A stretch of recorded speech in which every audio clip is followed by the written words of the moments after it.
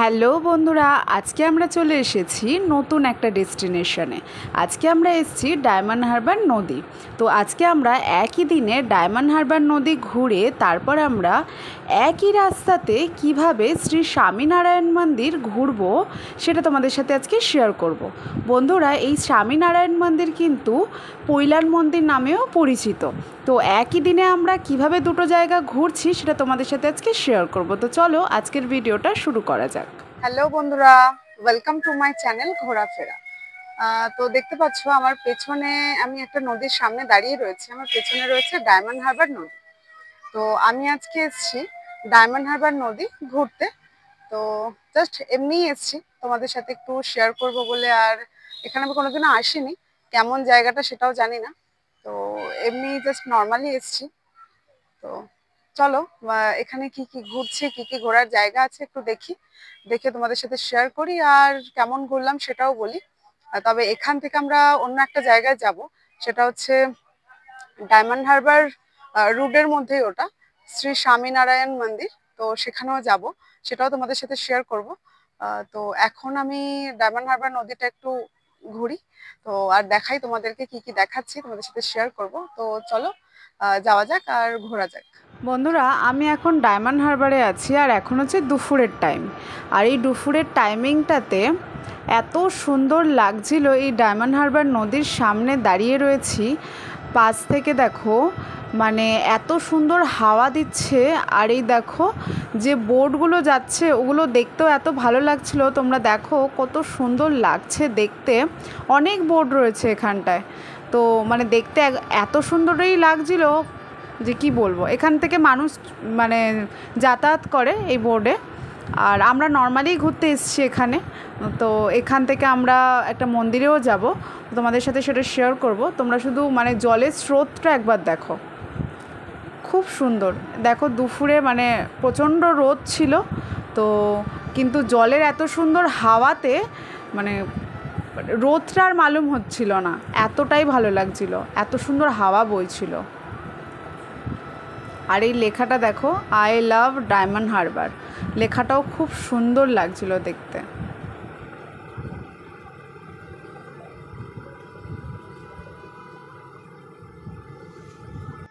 বন্ধুরা, তোমরা কিন্তু চাইলে বিকেলের দিকে এখানে এসে একটু সময় কাটাতে পারো, তোমাদের কিন্তু খুবই ভালো লাগবে। আর এখানে এই নদীর আশেপাশে প্রচুর দোকানপাটও রয়েছে, তোমরা কিন্তু এখানে এসে বিকেলের সময়টা খুব ভালোভাবে এখানে কাটাতে পারো।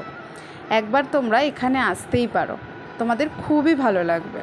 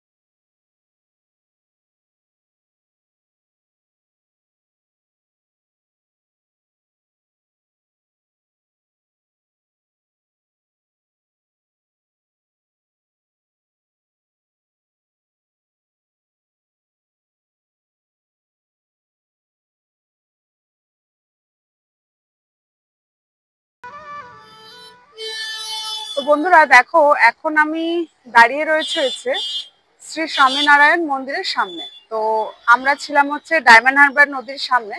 তো ওখান থেকে আমরা ডাইরেক্ট বাস ধরলাম, তো কলকাতা ধর্মতলার বাস ধরলাম। তো ওখান থেকে আমাদেরকে এখানে নামালো। আমরা এখন ভেতরে প্রবেশ করব।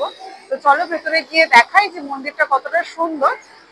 আর তো চলো যাওয়া যাক। বন্ধুরা, শ্রী স্বামীনারায়ণ মন্দিরে প্রবেশ করার আগে আপনাদেরকে জানাই যে এই মন্দিরটি বিষ্ণুপুর ডায়মন্ড হারবার জাতীয় সড়কের একদম পাশেই অবস্থিত। 2014 সালে প্রায় 14 একর জমির ওপরে এই মন্দিরটি নির্মাণ করা হয়।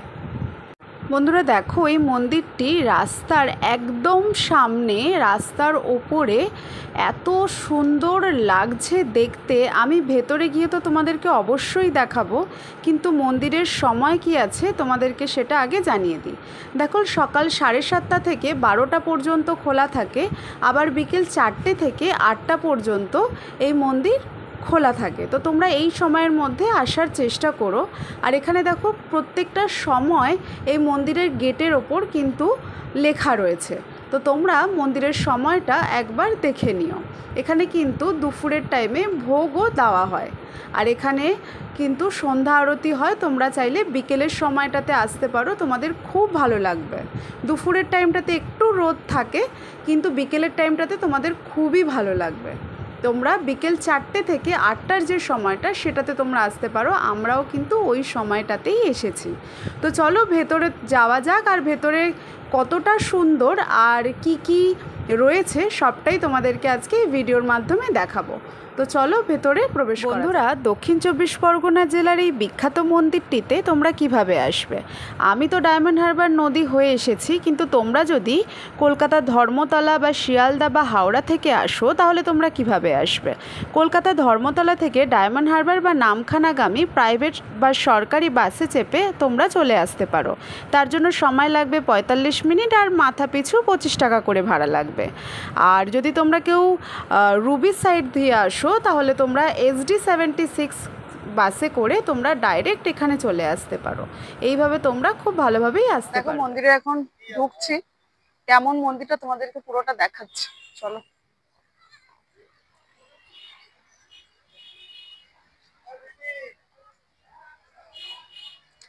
আচ্ছা, এই দিকটায় তোমার ভেতরে গাড়ি পার্কিং এর ব্যবস্থা আছে। চলো তোমাদেরকে গাড়ি পার্কিং টা দেখিয়ে দিই একবার। এদিক থেকে ঢুকে রাইট সাইডে দেখো, এখানে যারা গাড়ি নিয়ে আসবে, তো এদিকে গাড়ি পার্কিং এর ব্যবস্থা আছে। এই যে এদিকটা দেখো, এদিকটা হচ্ছে গাড়ি পার্কিং এর ব্যবস্থা আছে। আর এখানে খাবারের দোকানও আছে। এই যে, এই দেখো, এদিকে হচ্ছে তোমার কিছু খাবারের দোকান আছে। চলো এবার মন্দিরের দিকে যাই আর তোমাদেরকে দেখাই। চলো মন্দিরটা। বন্ধুরা দেখো, এবার আমরা ধীরে ধীরে মন্দিরের দিকে যাচ্ছি এবং মন্দিরের ভেতরে আমরা প্রবেশ করব। দেখো মন্দিরটা কতটা সুন্দর লাগছে এই বিকেলের দিকটাতে, পুরো লাল দেখতে লাগছে মন্দিরটা, এবং চারিপাশে কত সুন্দর কালারিং কালারিং মানে পাহাড়ি গাছ, মানে পাতাগুলো দেখো কত সুন্দর কালার। আর আমি যত সামনে যাচ্ছি দেখে মনে হচ্ছে যেন আমি স্বর্গ দেখতে পাচ্ছি। এত সুন্দর মন্দিরটা দেখতে, আর মন্দিরটা এতটা এরিয়া জুড়ে যে তোমাদেরকে কি বলবো। মন্দিরটা প্রায় 14 একর জমির ওপরে রয়েছে। আর দেখো, মন্দিরের ঠিক বাঁ দিকে বাচ্চাদের খেলার জন্য পার্ক বানানো রয়েছে। আর দেখো, এখানে অনেক বাচ্চারা খেলছে, স্লিপ রয়েছে, দোলনা রয়েছে। তোমরা কিন্তু চাইলে এখানে ফ্যামিলি নিয়ে এবং সকলকে নিয়ে তোমরা এখানে অনেকটা সময় কাটানোর জন্য অবশ্যই আসতে পারো, এবং তোমরা এই মন্দির অবশ্যই দর্শন করো। তোমাদের আশা করছি খুবই ভালো লাগবে। এবার আমরা আস্তে আস্তে সিঁড়ি দিয়ে মন্দিরের দিকে যাচ্ছি। আর দেখো, মন্দিরের দিকে আমরা যখন যাচ্ছি, সামনেই আমরা একটা জিনিস দেখতে পাচ্ছি, তোমাদেরকে দেখাই। দেখো, সাদা মার্বেল পাথরের তৈরি শ্রী স্বামীনারায়ণের দেখো চরণামৃত তোমরাও দেখতে পাবে। খুব ভালো লাগছিল দেখতে। দেখো, খুব সুন্দর দেখতে লাগছে। এই দেখো, তোমাদের সামনে থেকে দেখাই। আর দেখো চারিপাশে কত সুন্দর, দুপাশে বসার জায়গা রয়েছে, আর চারিপাশটা কি বলবো তোমাদেরকে, এত সুন্দর লাগছে। দারুণ পাহাড়ি গাছ, বসার জায়গা, খুব সুন্দর, খুব সুন্দর। তোমরা এসে একবার অবশ্যই দর্শন করো এই মন্দিরটা। বন্ধুরা, এই মন্দিরটি সম্পূর্ণ রাজস্থানের বেলে পাথর দিয়ে তৈরি। দেখো, শ্রী স্বামীনারায়ণ 11 বছর বয়সে তিনি সন্ন্যাস গ্রহণ করেছিলেন এবং উনি কোথায় কোথায় ভ্রমণ করেছেন সবটাই কিন্তু তোমরা এই মন্দিরে দেখতে পাবে। উনি হচ্ছেন নারায়ণের অবতার, শ্রী স্বামীনারায়ণ।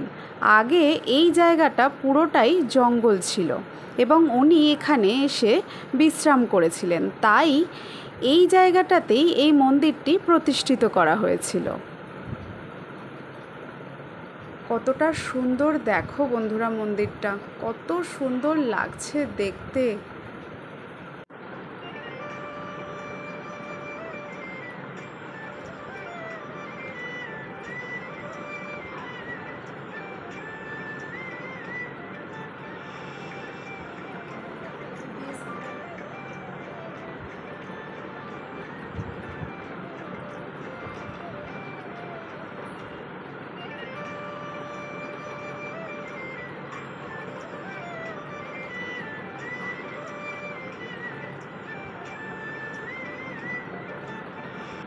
দেখো বন্ধুরা, আমরা মানে ফাইনালি মন্দিরের একদম সামনে চলে এসেছি। এবার আমরা মন্দিরে এই সিঁড়ি দিয়ে ওপরে উঠব।